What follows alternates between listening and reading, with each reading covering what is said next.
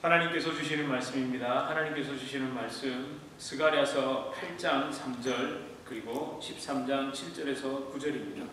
우리 함께 한 목소리로 읽겠습니다. 함께 한 목소리로 읽겠습니다. 8장 3절입니다. 여호와가 이같이 말하노라. 내가 시온에 돌아와 예루살렘 가운데에 거하리니 예루살렘은 진리의 성읍이라 일컫겠고 만군의 여호와의 산은 성산이라 일컫게 되리라. 그리고 7절에서 9절입니다. 우리 함께 한 목소리로 읽겠습니다. 만군의 여호와가 말하노라. 가라, 깨어서 내 목자 내 짝된 자를 치라. 목자를 치면 양이 흩어지려니와 작은 자들 위에는 내가 내 손을 들이우리라. 여호와가 말하노라. 이 온 땅에서 3분의 2는 멸망하고 3분의 1은 거기 남으리니 내가 그 3분의 1을 불 가운데 던져 은같이 연단하며 금같이 시험할 것이라. 그들이 내 이름을 부르리니 내가 들을 것이며 나는 말하기를 이는 내 백성이라 할 것이요 그들은 말하기를 여호와는 내 하나님이시라 하리라. 아멘. 예, 우리 서로 앞뒤 좌우로 좀 인사하시겠습니다. 잘 오셨습니다. 반갑습니다. 아유, 너무 잘 오셨습니다. 제가 지난주에 이어서 스가랴서를 통해 주시는 그 하나님의 메시지를 좀 함께 나누려고 합니다. 설교 제목이 무슨 공식 같았죠? 2 더하기 16 더하기 4는 22. 오늘은 괄호 열고 이 두 번째 시간 부제목은 연단과 시련 이렇게 정해봤습니다. 지난주에 이렇게 또 손님으로 방문해 주셨던 분이 설교 제목을 보고 무슨 이게 수학 공식이냐고 이렇게 하셨는데 끝나고는 이제 이해가 되셨다는 얘기를 하시더라고요. 아무튼 여러분, 이 말씀, 사실 이 말씀 스가랴서를 묵상하면서 우리가 지금 교회 이전을 위해서 겪고 있는 온갖 우여곡절, 그걸 겪으면서도 기도하고 있는 우리 모습과 그 2500여 년 전 바벨론 포로 생활에서 돌아와서 2년의 준비 기간을 거쳤습니다. 그리고 뭘 맞았습니까? 16년 동안 중단을 겪어야 했습니다. 그리고 4년 동안 다시 성전을 건축했고 총 22년이라는 시간 동안에 걸쳐 성전을 완공했던 그 유다 사람들이랑 참 우리의 모습이 많이 닮았다는 생각을 했습니다.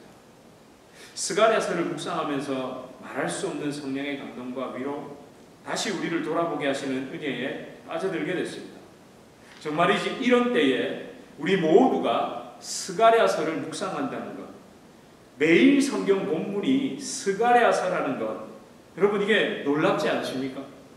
놀랍습니다. 저 아무도 아는 사람 없어요. 성서공회에 제가 연락해서 우리가 이런 상황이니까 스가랴서를 좀 묵상합시다 이렇게 안 했다니까요. 근데 딱 이 기간에 스가랴서를 인도하시고, 사실은 지금까지 우리는요, 좀 여러분 영적으로 민감함이 있으신 분들은 하나님이 말씀으로 계속해서 우리를 인도하셨습니다. 알려주셨고요. 진짜 하나님의 인도하심과 예비하심이라는 것, 그것밖에는 설명할 길이 없습니다. 우리는 스가랴서를 통해 반드시 기억할 것이 있습니다. 성전 재건의 궁극적인 목적은 성전 재건이 아닙니다. 무슨 뚱딴지 같은 소리죠?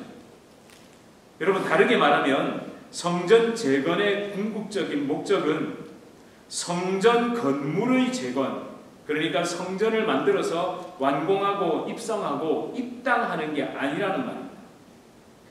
여러분, 성전을 하나님께서 재건하시고 성전을 허락해 주신 이유는 한 가지죠. 각 사람이, 저와 여러분이 참 성전, 진정한 교회, 예수 그리스도의 거처가 되는 것이 성전을 재건하고 성전을 주신 진짜 목적입니다. 예수 그리스도로 정결해진 우리 안에 하나님이 그렇게 다시 돌아오시겠다는 겁니다. 흙으로 사람을 빚으시고 그 코에 생명을 불어넣으심으로 하나님의 거처가 된 겁니다. 우리가 하나님과 객체가 되고 따로가 된 게 아니라 우리는 하나님과 동행하는 하나님의 거처가 된 겁니다. 근데 그게 분리가 되어버렸잖아요. 근데 그 성전이신 주님이 오셔서 우리 안에 거하심으로 그것이 다시 회복되는 겁니다. 여러분, 그래서일까요? 스가랴서 8장에서 14장 그 기록을 보면 그 구원과 회복에 대한 내용, 그 예언을 보면요, 건물이 전혀 등장하지 않습니다. 건물에 대한 이야기, 스룹바벨 성전에 대한 내용이 없습니다. 그냥 메시아를 보내주신다는 약속입니다. 그 약속의 성취, 그 언약의 성취에 대한 내용으로 가득합니다. 그 하나님에 대한 의지, 하나님의 그 회복에 대한 의지, 다시 돌아오셔서 구원하시겠다는 그 은혜가 가득한 게 오늘 함께 읽었던 8장 3절입니다. 여러분 8장 3절을 다시 한번 읽어보시겠습니다. 시작.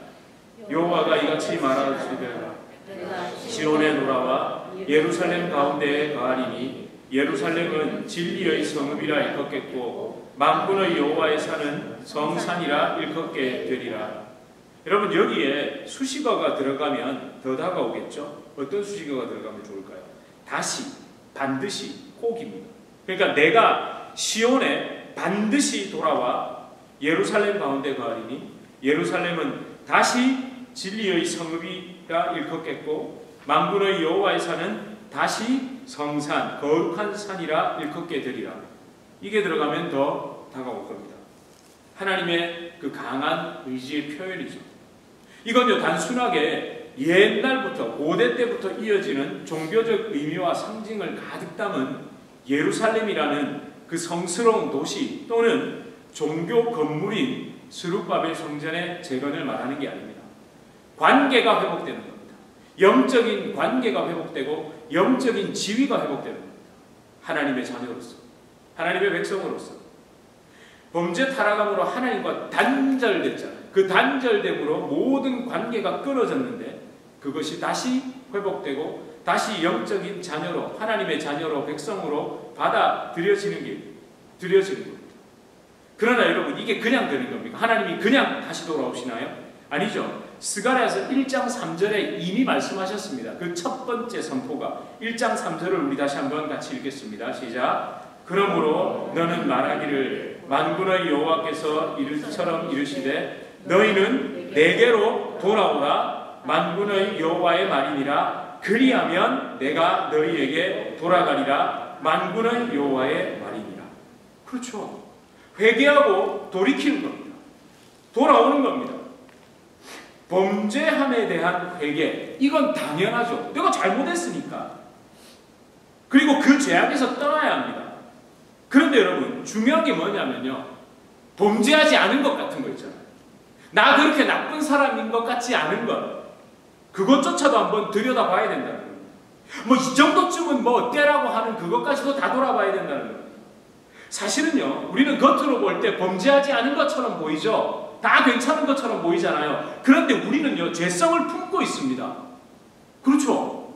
죄성을 품고 있잖아요. 그 품고 있는 내가 얼마나 절망적입니까? 여러분, 그런 나는 십자가에 한순간이라도 못 박히지 않으면 어디로 튈지 모르잖아요. 그런 내 자신에 대한 철저한 회개가 있어야 된다는 겁니다. 그러니까 기승전 우리는 끝까지 하나님만 바라봐야 됩니다. 여러분, 우리는 하나님을 붙잡아야 하는 겁니다. 여러분, 저는요, 종교성에 따를 대로 달아있거든요. 약을 대로 야가 있거든요. 얼마든지 가식 뿌릴 수 있습니다. 신앙에 있는 척도 할 수 있고. 그래서 여러분, 이런 내가 하나님께 붙들림 바 되지 않으면 어떻게 될지 모른다라는 그런 섬찟함이 우리 안에 들어야 된다는 겁니다. 우리 한번 내 속을 뒤집어 까보자고요. 근데 하나님께서 이런 우리를, 그래 너 그따위니까 너는 글러먹었어라고 말씀하십니까? 그러니까 내 은혜를, 내 십자가 은혜를 붙잡으라고 말씀하십니다.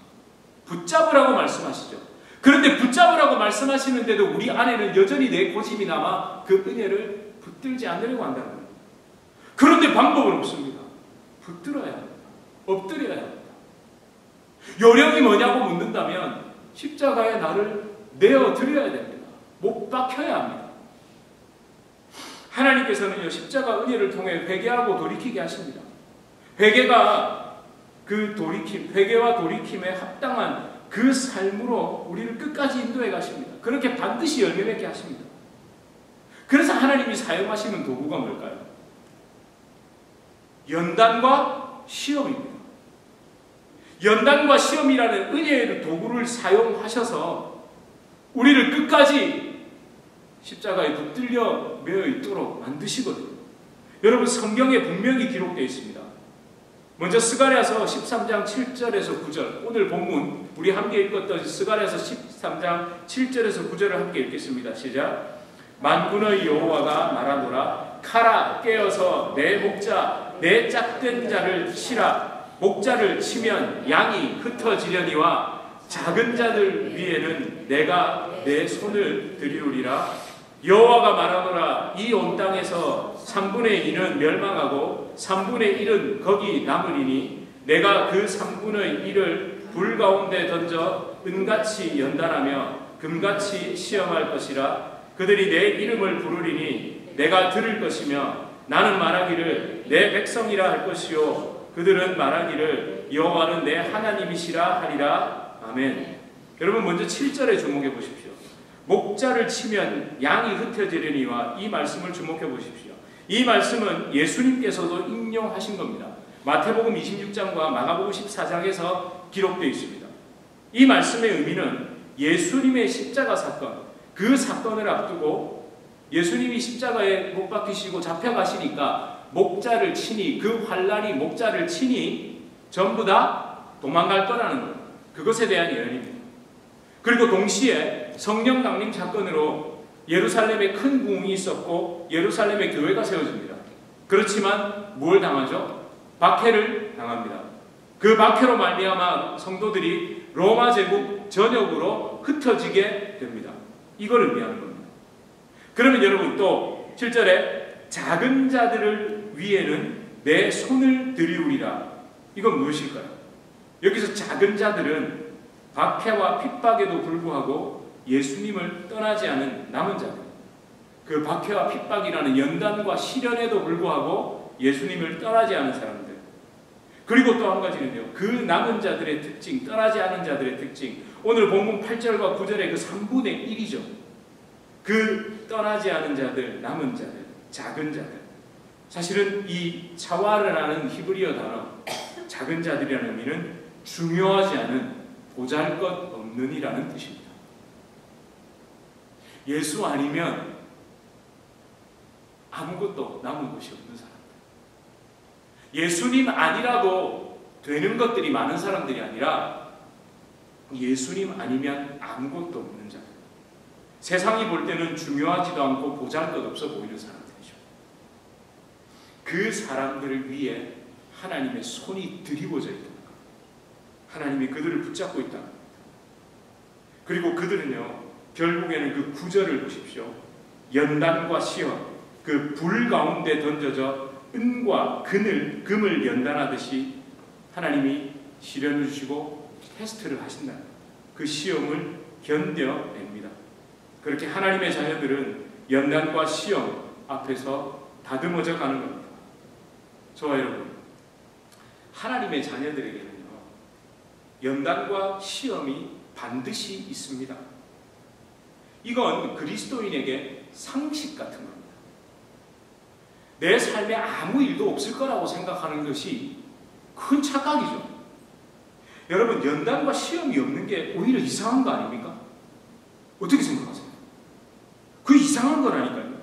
그리고 그 연단과 시험은 일회성으로 끝나는 게 아닙니다. 계속 있다니까요. 물론 자신의 욕심과 재성과 어리석음으로 당하는 고난도 있습니다. 그럼에도 그 모든 과정을 통해서 하나님이 연단하실 때 결국에는 겸손함과 성숙함으로 내가 다듬어진다면 이 모든 환난, 시험, 고난은 우리에게 유익이라는 겁니다. 그리고 연단과 시험에 대해서 진짜 놀라운 걸 제가 하나 발견했습니다. 그리스도인에게 연단과 시험이 필수라는 것, 반드시 있어야 된다는 것, 우리만 아는 걸까요? 예? 아니, 그리스도인들은 연단과 시험이 있다는 걸 우리만 알고 있는 겁니까? 누구도 알까요? 다 아는 거죠. 근데 제가 놀라운 걸 하나 발견했습니다. 사람들뿐만 아니라 AI도 알고 있었습니다. 챗GPT 있잖아요. 걔한테 그리스도인들에게 연단과 시험은 어떤 의미인가라고 명령을 한번 넣어보세요. 뭐라고 나오느냐면요, 이렇게 나오더라고요. 연단은 믿음을 강화하고 성숙하게 하는 고난이며, 시험은 믿음의 진실성이나 능력을 확인하기 위한 과정입니다. 연단은 순수하지 못한 부분을 태워 없애고 순금처럼 정금같이 만드는 과정을 비유합니다. 시험은 인간의 마음을 알아보는 과정입니다. 그것만 나오는 게 아니라 이렇게 표로 다 만들어주더라고요. 한번 보세요. 뭐라고 써있죠? 연단. 목적이 뭐라고요? 읽어보세요. 저는 안 읽을래요. 여러분 읽어보세요. 그 다음에요.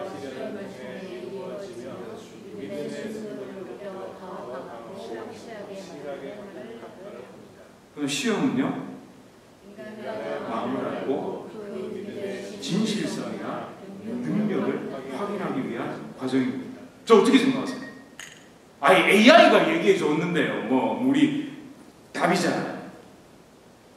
여러분, 물론 정확한 신학적 설명은 아닙니다. 개론적이고요. 그리고 무엇보다 컴퓨터가 고민하고 묵상한 게 아니잖아요. 고민하고 묵상한 게 아니에요. 그냥 정보 수집을 해서 나열한 겁니다. 사실 연단과 시험에는 타 종교에도 이런 비슷한 개념이 있습니다. 그럼에도 제가 소개하는 이유가 뭔지 아세요?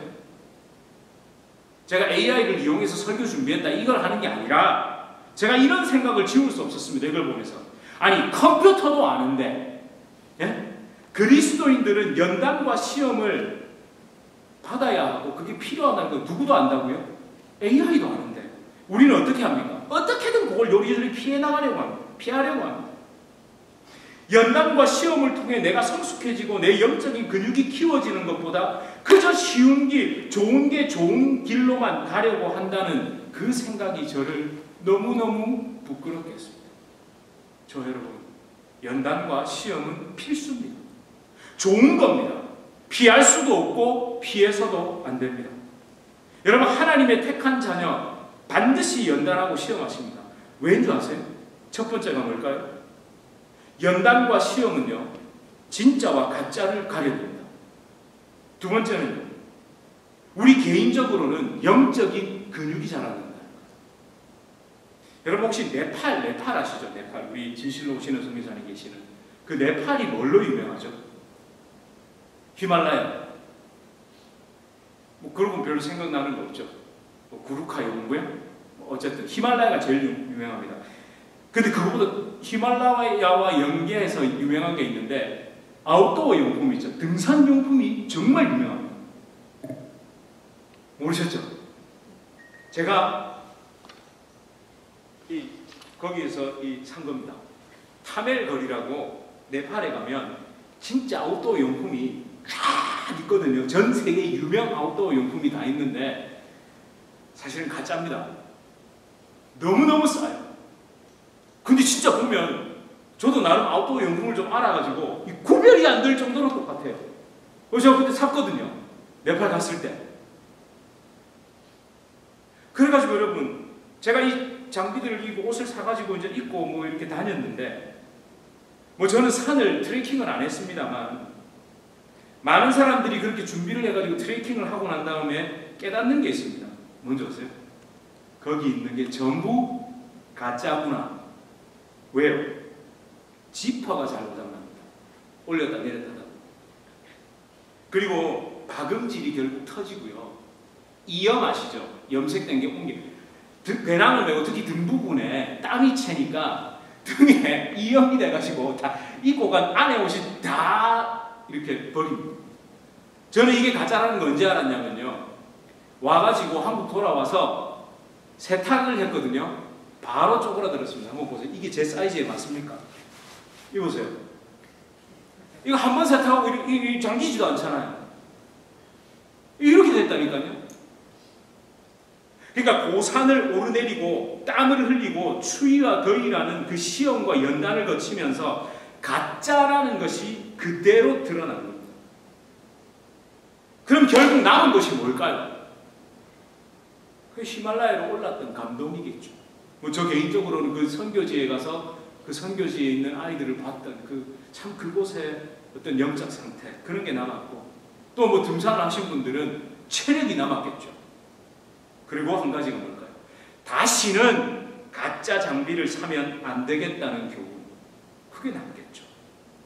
저와 여러분, 우리 너무 잘 알고 있습니다. 진짜와 가짜가 판명나는 그 때들, 평안할 때, 아무 일도 없을 때, 모든 것이 사람 생각대로 굴러갈 때는 진짜 가짜를 구별해낼 수 없습니다. 그러나 혹독하고 가혹한 조건에서 굴러보면 진짜와 가짜가 그대로 구별되더라는 겁니다. 그리고 이 연단과 시험이 주는 진짜 유익이 있습니다. 유익. 연단과 시험을 견뎌내는 동안 나의 본 모습, 그 죄성, 그 독성이 빠져나갑니다. 17세기 청교도 신학자였던 존 오웬, 가끔 제가 말씀드렸잖아요. 이 존 오웬이 연단과 시험의 유익에 대해 이렇게 얘기했습니다.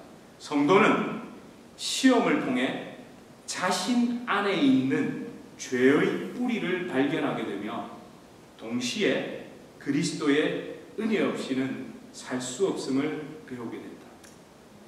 여러분, 이런 건 제 말이 아니니까 좀 받아 적어보세요. 제가 한 번 더 읽어드릴게요. 제 얘기가 아니잖아요. 제 얘기는 안 들어도 좋으니까요. 뭐라고요? 성도는 시험을 통해 자신 안에 있는 죄의 뿌리를 발견하게 되며 동시에 그리스도의 은혜 없이는 살 수 없음을 배우게 된다. 예, 한마디로 시험과 연단의 끝에서 아, 주님, 나는 가짜입니다. 진짜는 예수님 뿐입니다.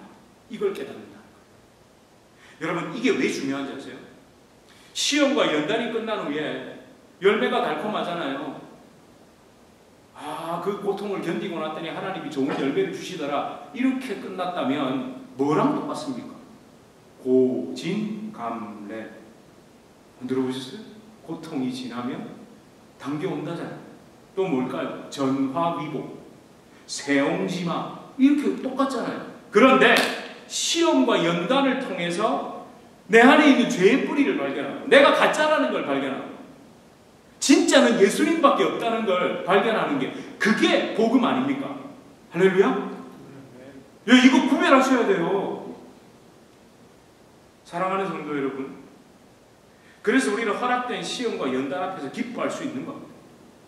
시험과 연단을 통해서 내 안에 찌들어 있는 가짜인 자아를 버리고 진짜인 예수님으로 가득 채워질 수 있는 겁니다. 그리고 우리 교회적으로 2 더하기 16 더하기 4 이꼴은 22라는 이 은혜의 공식을 우리 꼭 기억합시다. 네? 할렐루야?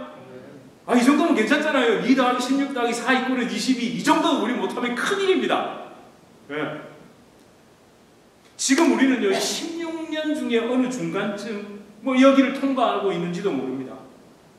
근데 이건요, 은혜 중에 은혜, 허락된 시험과 연단인 줄 믿습니다. 이것을 통해 우리의 진짜 모습이 드러날 겁니다. 아니, 이미 드러나기도 했고 앞으로도 계속 드러날 겁니다. 그런데 여러분, 이 드러나는 것은 부끄러운 게 절대 아닙니다. 하나님께서 드러나게 하셨기 때문에 하나님이 반드시 해결하십니다. 여러분, 그걸 믿기 때문에 저도 7월 27일 날 제가 영구 박제되어 있다고 그랬잖아요. 제가 어떤 마음이었고 어떤 영적 상태였다는 걸 고백했잖아요. 아니, 그게 진짜 그냥 부끄럽기만 한 거면 제 본 모습을 여러분 앞에서 그냥 적당히 둘러대지 그렇게까지 적나라하게 얘기할 건 없잖아요. 왜 그랬겠습니까? 그게 드러나야, 그걸 영구 박제시켜놔야 제가 다시 똑같은 모습으로 돌아가지 않을 거 아닙니까? 저도 저 나름대로 장치인 거예요. 그래, 7월 27일 날 내가 그렇게 말했잖아. 말해놓고 똑같이 하면 여러분들이 그걸 트세요. 야, 네가 이렇게 말해놓고 이렇게 똑같이 하면 돼, 안 돼? 여러분, 그래서 우리는요, 하나님의 자격시험, 퀄리피케이션 테스트를 지금 지나고 있는 겁니다. 그걸 은혜 중에 통과할 줄 믿습니다. 그리고 여러분 개인의 삶에도 분명 16년의 어느 지점을 통과하고 있는 그런 분이 분명 계실 것 같아요. 미국의 이민, 아메리칸 드림을 꿈꾸고 왔으나 내가 원하는 대로 된 것도 있고 되지 않은 것도 있고, 아니 된 거라고는 하나도 없는 것 같고 오히려 후회만 가득하고, 한국이 잘 사는 걸 보니 괜히 한국에서 또 떠나왔다, 이런 생각 한 번도 안 해보셨습니까? 한 번도 안 해보셨다면 축복합니다. 그건 여기에 생활이 만족되시는 겁니다. 근데 후회를 많이 하신다면 내가 원하는 만큼 내 삶이 펼쳐지지 않았던 거죠. 근데 그것도 할 수 있습니다. 그런데 그런 마음을 붙잡고 하나님 앞에 나가는 거예요. 하나님 앞에 가서 참 힘들고 어렵고 그 무게가 더 이상 버텨내기 힘든 그런 상황이지만 또 지나보니까 한 걸음을 내디딘 것 같고, 그렇게 어제까지 또 한 걸음을 걸었는데 도저히 오늘은 내디딜 수 없었을 것 같은데 오늘 또 이 자리까지 와서 하나님 은혜 듣고 말씀 붙잡고 살아가야 되겠다고 그렇게 버티고 예배드리고 계시는 분들 분명히 계시는 줄 믿습니다. 그래서 여러분, 우리 꼭 이렇게 같이 좀 기도하길 원합니다. 여러분 마음속에 하나님 내가 허락하신 연단과 그 시험을 통해 내가 은혜 안에 있음을, 내가 그리스도의 생명 안에서 살아있음을 증명하겠습니다. 사탄이 아무리 나를 걸고 넘어져서 나를 유혹해도, 나를 실족시켜도 하나님 나를 그 은혜 붙잡고 승리할 겁니다. 하나님, 연단과 시험이 있어야 생명길입니다. 살아있으니 그 물살도 거슬러 올라갈 수 있는 거예요. 여러분 진짜죠? 물살이 없으면 죽었는지 살았는지 구별이 안 됩니다. 그냥 다 같이 둥둥 떠다니니까. 살아있기 때문에 물살을 버텨내기도 하고 거슬러 올라가기도 하는 겁니다. 여러분, 이 마음 가지고 함께 기도하면서 주님, 내가 주님이 허락해 주신 그 생명의 길, 그 길을 통과해 반드시 나를 정금같이 이끄실 그 주님을 붙잡고 살아가는 우리가 되길 주님의 이름으로 축원합니다. 우리 이 시간 함께 이 찬양 함께 드리겠습니다. 주가 보이신 생명의 길.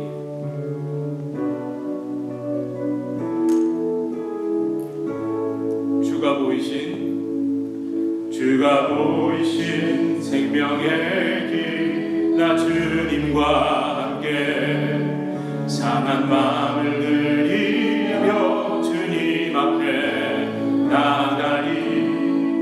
나의 의로움이 되신 주, 그 이름 예수, 나의 길이 되신 이름. 예, 우리 한 번 더 고백할까요? 주가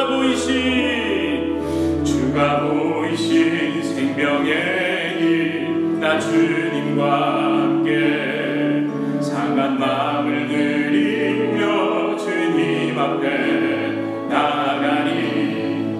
나의 의로움이 되신 주, 그 이름 예수, 나의 길이 되신 이름 예수. 나의 길 오직 그가 하시나니. 나를 단련하신 후에 내가 정금같이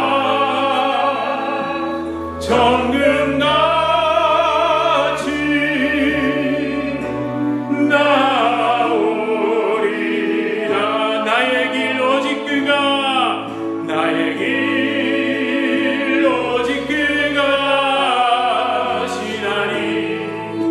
나를 단련하신 후에 내가 정금같이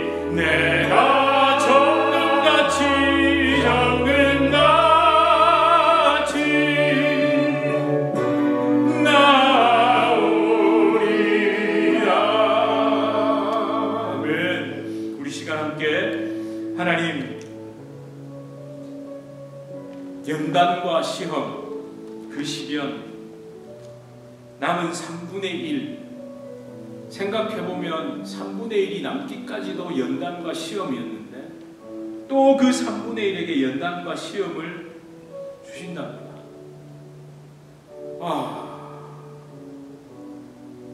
답답하기도 하고 또 어떻게 버텨내냐 이런 마음이 들기도 하는데, 분명 하나님이 앞에서 약속해 주시죠. 그 작은 자들,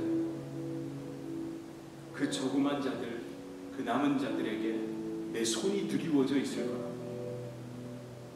여러분, 그건 그리스도인의 의무인지도 모릅니다. 하나님이 우리를 인도해 가시는 그 과정입니다.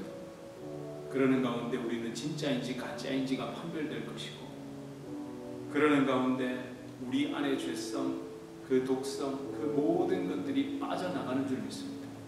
그렇게 더욱 예수 닮은 사람, 그렇게 마침내 주님이 기뻐하시는 정금 같은 그 하나님의 사람으로, 예수 닮은 사람으로 우리를 성숙하게 하시고 자라나게 하실 줄 믿습니다.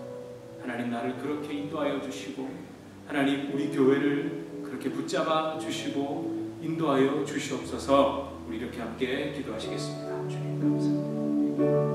아버지 하나님, 주님 은혜 베푸세요. 나의 오직 우리 주님 아니었습니다. 아버지 하나님, 그 길에 아버지 하나님 그 믿음으로 걸어가게 합니다. 아버지 하나님, 그 시련과 연단 하나님께서 은혜를 베푸셨고 하나님께서 우리를 통과시켜 나가고 계십니다. 그 연단과 시험, 나를 죽이는 것이 아니고 하나님 나를 살리는 것이니 주님 우리를 붙잡아 주시고 우리를 도와주시옵소서. 하나님이여, 하나님이여, 하나님이여 우리의 손을 붙잡고 가시고 그 손으로 우리를 빚어가 주시옵소서. 주님 감사합니다. 주님 감사합니다. 마침내 우리를 선하게 인도하실 주님을 붙잡습니다. 주여 도와주시옵소서. 내가 주님 정금같이 앞설 줄 믿습니다. 하나님 감사합니다. 아버지 감사합니다.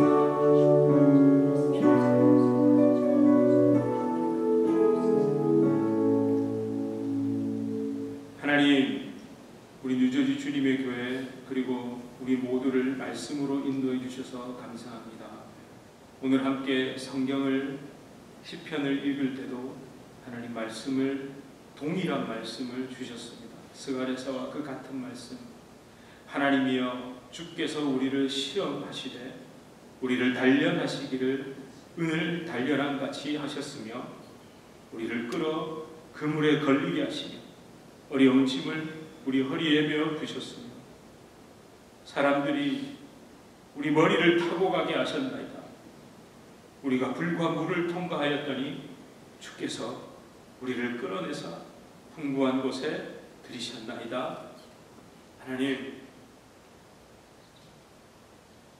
말씀의 인도함을 받는 그런 교회 되고 그런 성도 되게 해주셔서 감사하고, 하나님 이 말씀을 우리 가슴에 새기고 주님 하나님 주신 말씀인 줄 믿고 끝까지 이 말씀 붙잡고 나의 길을 아시는 주님, 그 어려움과 그 환난과 그 답답함과 그 아픔을 끝까지 견뎌내고 이겨내고 승리할 수 있도록 축복해 주시옵소서. 예수님 이름으로 간절히 기도드립니다. 아멘.